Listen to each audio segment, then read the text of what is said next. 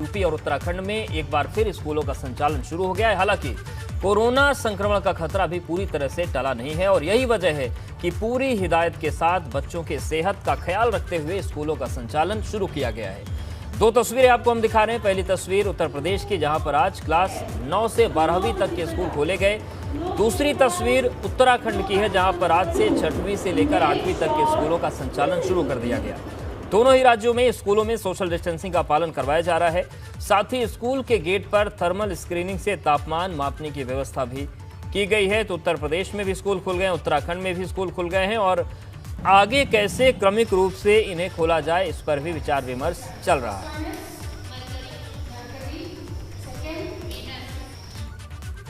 और अब 6 तस्वीरें आपको दिखाते हैं उत्तर प्रदेश में स्कूलों की। पहली तस्वीर राजधानी लखनऊ की है, जहां पर आप देख सकते हैं कि कैसे स्कूल कैंपस में सोशल डिस्टेंसिंग का पालन हो रहा है। बच्चों के हाथों को सैनिटाइज किया जा रहा है और सभी बच्चों के लिए मास्क जरूरी है। नोएडा में स्कूल में बच्चों के प्रवेश के लिए घेरा बनाया गया ताकि 2 गज की दूरी और सोशल डिस्टेंसिंग का पालन किया जा सके। तीसरी तस्वीर प्रयागराज की है। प्रयागराज में क्लास में बच्चे एक दूसरे से काफी दूर बैठ रहे हैं। क्लास में भी मास्क पहनना अनिवार्य है और एक बेंच पर 2 बच्चों के बैठने की व्यवस्था की गई है। गाजियाबाद में भी सरकार की गाइडलाइन का पालन किया जा रहा है। बच्चे एक दूसरे से दूरी बनाकर कतारों में खड़े हैं। बरेली में भी कुछ इसी तरह स्कूलों का संचालन शुरू हो गया है। सोशल डिस्टेंसिंग, मास्क और सैनिटाइजेशन जैसे बचाव उपायों के साथ अब बच्चों की पढ़ाई होगी। वहीं बांदा में भी कोरोना को लेकर जारी सरकार की गाइडलाइंस का ख्याल रखा जा रहा है। साथ ही आपको बता दें कि 2 शिफ्ट में क्लासों का संचालन होना है।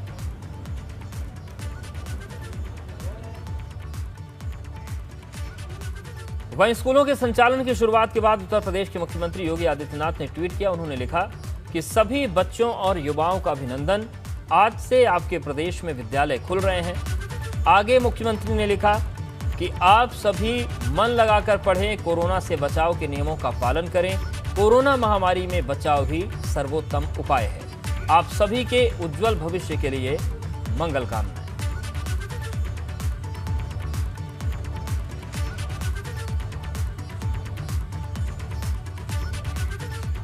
और अब तस्वीरें उत्तराखंड की आपको दिखाते हैं, जहां पर संक्रमण के मामले कम होने के बाद सरकार ने स्कूलों को खोलने का फैसला किया। उत्तराखंड में आज से 6वीं से 8वीं तक के लिए स्कूलों का संचालन शुरू हो गया है। 2 तस्वीरें देहरादून और रुद्रपुर की, जहां पर कोरोना गाइडलाइंस के साथ स्कूलों को खोला गया है। लेकिन सवाल यही है कि जो व्यवस्थाएं की गई हैं, इन सब के बीच ये क्या पर्याप्त हैं और कोरोना की जो आशंका है तीसरी लहर की, क्या उससे निपटने के पूरे इंतजाम हैं?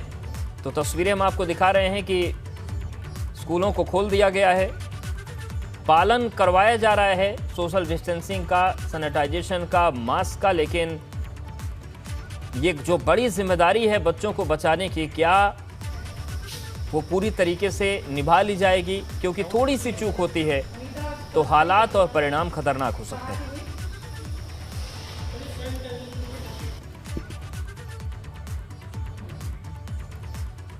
तो स्कूल खुलने के बाद अब कई तरह की चुनौतियां भी हैं। मसलन कुछ जगहों पर महज 10 से 15% ही छात्र स्कूल पहुंच रहे हैं। इसके अलावा सवाल यह है कि क्या अभिभावक बच्चों को स्कूल भेजने में संकोच कर रहे हैं? स्कूल प्रशासन पर अभिभावकों को भरोसे में लेने की जिम्मेदारी है, ये एक बड़ी जिम्मेदारी है। क्या ऐसा कर पाएंगे स्कूल? और स्कूलों में सरकार की गाइडलाइन का क्या सही से पालन हो पा रहा है, ये भी एक बड़ा सवाल है। संभावित तीसरी लहर में बच्चों में संक्रमण का खतरा है और इसीलिए ये खतरा है और इनका जवाब जानना जरूरी है, ये उत्तर प्रदेश मांग रहा है। अनिल अग्रवाल जी हमारे साथ जुड़ गए हैं, अध्यक्ष हैं यूपी अनएडेड प्राइवेट स्कूल के एसोसिएशन के हैं। और लखनऊ से शैलेश अरोड़ा हमारे साथ जुड़ गए हैं। प्रयागराज से मोहम्मद मोइन हमारे साथ बने हैं। कानपुर से रतीश त्रिवेदी हमारे साथ बने। सबके पास जाएंगे, लेकिन पहले ज़मीनी हकीकत क्या है वो जान लेते हैं। सबसे पहले मोइन आपके पास ही आ रहे हैं। स्कूलों को खोल दिया गया है, जो गाइडलाइंस जारी की गई हैं और जो दावे किए जा रहे थे, क्या उनका अमल स्कूलों में हो पा रहा है?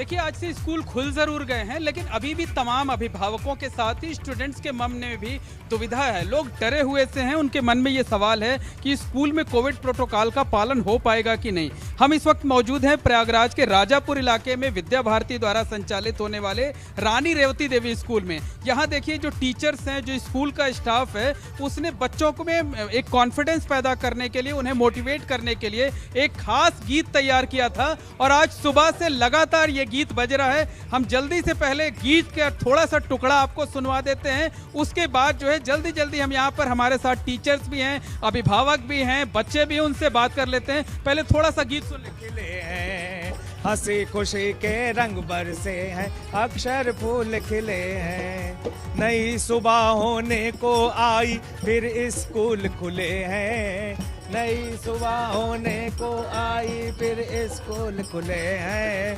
हंसी खुशी के रंग बरसे हैं, अक्षर फूल खिले हैं, हंसी खुशी के रंग बरसे हैं, अक्षर। मनोज जी, आपका गीत हम और आगे सुनेंगे, जल्दी जल्दी से लोगों से बात कर लें। आज बताइए किस तरीके का रिस्पांस रहा आज पहले दिन? बहुत अच्छा रिस्पांस रहा, काफ़ी स्ट्रेंथ में बच्चे भी आए और जैसे प्रोटोकॉल्स थे क्लास में, मतलब स्कूल में जो बताया गया बच्चों को क्या क्या क्या करना है, जो गाइडलाइंस के हिसाब से दी गई है, उसको बच्चों ने बहुत अच्छे से फॉलो भी किया। आप बताइए बेटा, मन में आपके अभी भी डर है या आज गाना सुनने के बाद कम हुआ? नहीं सर, अब बहुत उत्साह लग रहा है, मन में बहुत खुशी है सर, अब हमें डर नहीं लग रहा है। आने से पहले डर लग रहा? नहीं सर, थोड़ा सा डर था मन में, लेकिन अब नहीं है। ठीक है, थोड़ा सा डर था। आप बताइए कि जो है बच्चों के अंदर कॉन्फिडेंस पैदा करने के लिए, कोविड प्रोटोकॉल का पालन करने के लिए क्या इंतजाम किया? यहाँ पर सबसे पहले थर्मल स्कैनर हमारे यहाँ लगा हुआ है, उसके बाद सैनिटाइज़र का प्रयोग कर रहे हैं। जो बच्चे गलती से मास्क नहीं लाते हैं, मास्क उनको प्रोवाइड करते हैं और बच्चों के बीच में पर्याप्त सोशल डिस्टेंसिंग करने की कोशिश कर रहे हैं हम लोग। मनोज जी, ये बताइए कि बच्चों के अंदर कॉन्फिडेंस पैदा हो, ठीक है आप गाना सुना रहे हैं, लेकिन और स्कूल के जरिए और क्या किया जा रहा है? स्कूल के जरिए जैसा अभी आपने सुना कि एक तो इन्होंने बताया 50-50 पाली जैसा कहा गया है कि बच्चे, आधे बच्चे इस पाली में, आधे बच्चे उस पाली में, और उचित दूरी एक, जैसे जिस बेंच पर 4 बच्चे बैठते थे उस बेंच पर 2 बच्चे बैठते हैं। और उन्हें यह भी हिदायत दी गई कि अपना बॉटल पानी का, अपना टिफिन आप साथ में लाएं, बाहर नहीं निकलना है। कुछ बच्चों से भी जल्दी से बात कर लेते हैं। बताइए, आप में से कौन बोल रहा है? ये बताइए कि आज जो व्यवस्थाएं थी उससे संतुष्ट हैं? आपके मन में कुछ डर कम हुआ? हाँ, पहले से डर था, लेकिन स्कूल आने के बाद डर कम हुआ है। जैसा कि विद्यालय में हम लोग आए तो प्रोटोकॉल बहुत अच्छा रहा स्कूल का। और ठीक है, यानी कि प्रयागराज में लोग संतुष्ट हैं कि प्रोटोकॉल का पालन अच्छा हो रहा है। मोइन आपके पास आएंगे जो था और फिर से शुरू कर दीजिए। UP unaided private school association के अध्यक्ष अनिल अग्रवाल जी, उनके पास जा रहे हैं। अनिल जी, जिस तरीके से एक बड़ी चुनौती है, अभी भी अभिभावक भरोसा नहीं कर पा रहे हैं, एक डर मन में और डर स्वाभाविक भी है, क्या इंतजाम किए गए हैं, क्या गाइडलाइंस आप लोगों ने जारी की और किस तरीके से पालन हो रहा है? अब देखिए, सबसे पहले तो मैं ये कहूँगा कि बच्चों का स्कूल खुला है और अभी भी आपने देखा बच्चों के चेहरे पे मुस्कुराहट। बच्चों के बिना विद्यालय नहीं रहता है, मात्र एक भवन रहता है। आज विद्यालय में बच्चे आ रहे हैं, ये सबसे बड़ी खुशी की बात है। जहाँ तक कोविड प्रोटोकॉल SOP गाइडलाइंस की बात करी जाए तो राज्य सरकार द्वारा जो भी SOP गाइडलाइंस दी गई हैं उसका सभी विद्यालयों के द्वारा पालन किया जा रहा है और कुछ गाइडलाइंस हम लोगों ने अपनी खुद की भी बनाई थी। अभी जहाँ तक बात करी जाए तो लगभग 80% स्कूल्स ने ऑफलाइन मोड में क्लासेस शुरू कर दी हैं और 10% स्कूल्स ऐसे हैं जिसमें ऑफलाइन ऑनलाइन दोनों मोड में, हाइब्रिड मोड में चल रहा है और 10% स्कूल ऐसे हैं जो अभी केवल ऑनलाइन मोड में चला रहे हैं स्कूल, वो कुछ वेट और करना चाहते हैं। जहाँ तक आपने अभिभावकों के मन में एक सवाल है उसकी बात करें कि कहीं वो डर है, मैं समझ सकता हूँ। बच्चों को लेके सबकी जो एक चिंता होती है बड़ी लाजमी सी है। हम सब लोग भी उसके लिए कहीं ना कहीं पूरी तरह से सजग हैं। हम पेरेंट्स को ये विश्वास दिला सकते हैं और सभी स्कूलों ने चूंकि अरेंजमेंट अपने सारे अच्छे ढंग से करे हुए हैं तो ये विश्वास दिला सकते हैं कि बच्चों को किसी भी प्रकार की असुविधा का सामना नहीं करना पड़ेगा। और जो भी चीज़ें ऑफलाइन और ऑनलाइन का डिफरेंस है, आज मैं आपको इस बात दावे से कह सकता हूँ, बच्चे खुश इसलिए हैं क्योंकि ऑनलाइन पढ़ाई हो तो रही थी, लेकिन ऑनलाइन पढ़ाई ऑफलाइन का सब्स्टिट्यूट का ही रूप थी, कभी रिप्लेसमेंट नहीं हो सकती। बच्चों के अपने डाउट्स बहुत सारे रहते थे जो क्लियर नहीं हो पाते थे। आज वो स्कूल में है, टीचर सामने है, टीचर्स भी खुश है कि बच्चों को वो सामने से देख पा रहे हैं, उनको समझ पा रहे हैं। जब टीचर कोई पढ़ाता है तो उसके बॉडी लैंग्वेज, बच्चे के एक्सप्रेशंस, फेशियल एक्सप्रेशंस, आंखों से, सभी से समझ में आता है कि उसको क्लियर हो रहा है या नहीं हो रहा है। तो पढ़ाई बहुत जरूरी है और हमारे माननीय मुख्यमंत्री जी ने एक निर्णय लिया और आज विद्यालय संचालित हो रहे हैं, उन्होंने भी अपनी शुभकामनाएं दी हैं। हम लोग भी पेरेंट्स को ये विश्वास दिला सकते हैं कि जो भी हम लोगों को गाइडलाइंस का पालन करने के लिए कहा गया वो विद्यालयों की तरफ से पूरी तरह से किया जाएगा। बिल्कुल पालन हो रहा है। शैलेश का भी रुख कर लेते हैं, राजधानी लखनऊ से हमारे साथ जुड़े हैं। शैलेश, अगर हम बात करें लखनऊ की तो किस तरीके से पालन हो रहा है, और जो भरोसे वाला मामला है तो क्या भरोसा अभिभावक कर पा रहे हैं उस स्तर पर कि बच्चों को भेजना सेफ होगा या नहीं होगा? देखिए, जहाँ तक बात रही भरोसा करने की अवधेश, तो इसके बारे में स्कूल्स में स्टूडेंट्स की जो उपस्थिति है वो अपने आप बताएगी कि क्या कितना भरोसा है अभिभावकों को। हमारे साथ में इस समय हम राजकीय इंटर कॉलेज निशातगंज में मौजूद हैं। यहाँ की प्रिंसिपल, टीचर्स सब मौजूद हैं। सबसे पहले यहाँ की प्रिंसिपल डॉक्टर आशा के पास हम चलते हैं, जो यहाँ पर प्रिंसिपल हैं। उन्हीं से जानते हैं क्या जो उपस्थिति कैसी रही, क्योंकि वो अपने आप सब कुछ बयां करेगी। मैम, जानना चाहेंगे आज पहले दिन कितनी अटेंडेंस रही? जी, आज लगभग 25% बच्चे उपस्थित रहे और सारी, जैसा कि हम लोग को आदेशानुसार हम लोगों ने सारी व्यवस्था भी कर रखी थी। लेकिन अब देखिए कल से क्या स्थिति हो रही है। बच्चे तो उत्साहित हैं ही और टीचर्स भी, क्योंकि ये interaction eye to eye contact की बात ही अलग है। ऑनलाइन जो चीज़ें चल रही थी तो निश्चित रूप से हम लोग इतनी बड़ी महामारी को जब फेस कर रहे हैं तो जो बेस्ट होगा वो सरकार की तरफ से जो आदेश आ रहा है वो हम लोग फॉलो कर रहे थे। लेकिन आई टू आई कांटेक्ट करके जब बच्चों का होता है तो वो बात एक समझ में आती है। टीचर्स भी सेटिस्फाइड रहते हैं, बच्चे भी सेटिस्फाइड रहते हैं। लेकिन उपस्थिति कम है, यानी अभी भी अभिभावकों को लगता है कि, आप लोग को क्या लगता है, यानी अभिभावक अभी भी डरे हुए हैं? अब डरे हुए तो निश्चित रूप से हैं, क्योंकि अब आज ही जैसे उपस्थिति हमारी 25% के लगभग थी दोनों पाली में, और अभिभावकों का भी बहुत सहमति पत्र, मैं ये नहीं कहूँगी कि 50% भी अभी नहीं आया है। तो लेट्स सी। विश्वास दिला रहे हैं आप लोग? जी, हम तो अच्छा करने की कोशिश कर रहे हैं, आगे देखें। कुछ और टीचर्स यहाँ पर अवधेश मौजूद हैं, उनसे बात करते हैं। बच्चों को पढ़ाते हैं तो बेहतर बता सकते हैं उनके मन में क्या है। सर, अपना नाम? मैं डॉक्टर नित्य प्रकाश सिंह। सर, ये बताइए, बच्चों को आप लोग पढ़ाते हैं, आज भी इंटरेक्ट किया होगा, बच्चों के मन में क्या अभी डर दिख रहा है कुछ?